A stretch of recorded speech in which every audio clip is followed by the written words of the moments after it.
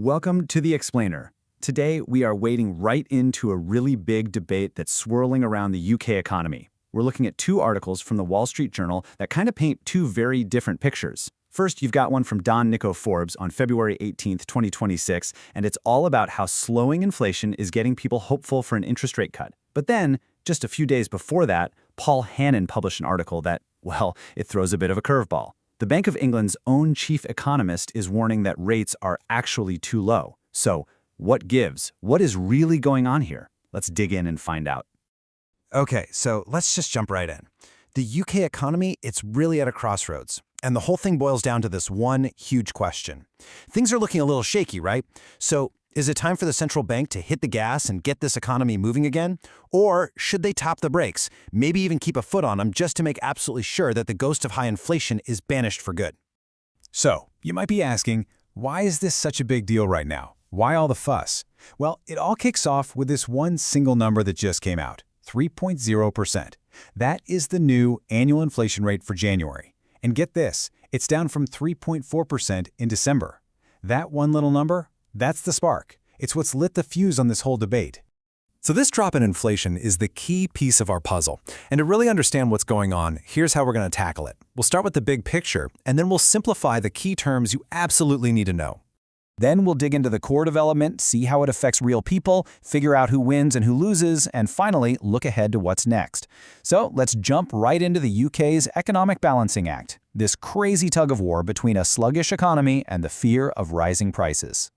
So just picture this, right? The UK economy is caught in this massive tug-of-war.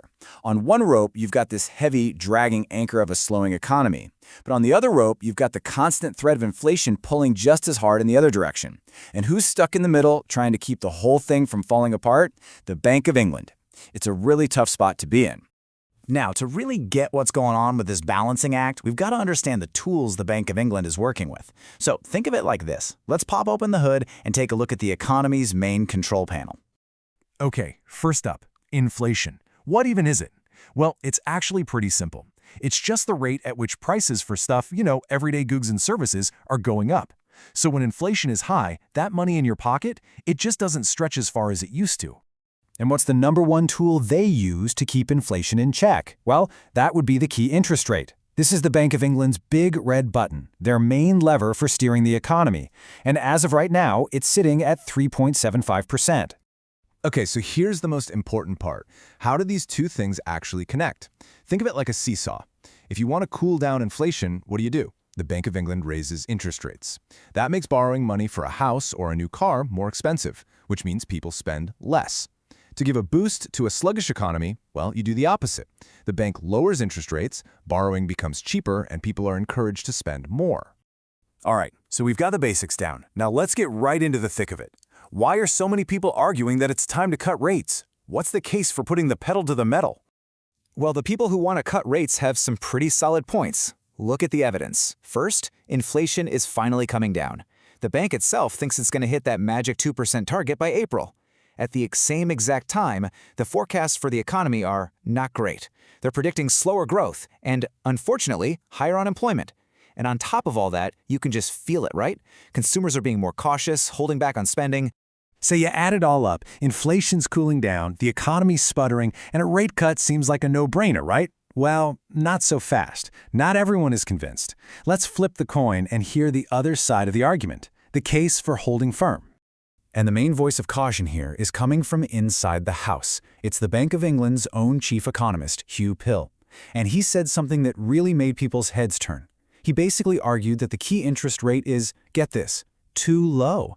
But he thinks they can still squeeze the rest of that pesky inflation out of the economy without having to raise borrowing costs again.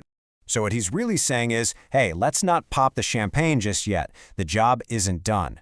And this isn't just some academic disagreement, This is a serious split right down the middle of the Bank of England. And I mean, it's not just talk. When they actually voted on this at their last meeting, wow, it was a nail-biter. It came down to a 5-4 vote. You had 5 members who wanted to hold the rate right where it is, and 4 who wanted to cut it. I mean, it doesn't get much closer than that. And that's why this is such a big deal. This division shows just how uncertain things are. The central bank is basically on a knife edge, and whichever way it tips, well, it's going to have a huge impact on pretty much everyone. So, okay, why should you care about any of this? Because this debate directly affects your money. If they keep rates high, that's great for savers, but it's pretty painful for anyone with a mortgage or a loan. It can also slow down businesses from hiring. Now, if they cut rates, that's good news for borrowers, but not so great for savers. But it could give the job market a much-needed boost. You can see the trade-offs right there, plain as day. What's good for one group can be tough for another. And the next big decision day is coming up fast. Mark your calendars for March 19th. That's the next Bank of England meeting. And believe me, everyone is going to be watching to see what they do. Okay, so let's boil all of this down to the 3 things you really need to remember. First, the big event. Inflation is falling, but the people in charge are completely split on what to do next. It's a 5-4 deadlock. Second, what does it all mean? It means the UK is caught between fighting off the last embers of inflation and trying to jumpstart a weakening economy. And third, the implication for the future. That March 19th meeting is absolutely critical. And that brings us right back to where we started. It's a tough choice, with no easy answers. You've got the bank completely split, the economy on the line, so which path would you choose? That really is the central question facing the UK right now. Thanks for joining us on The Explainer.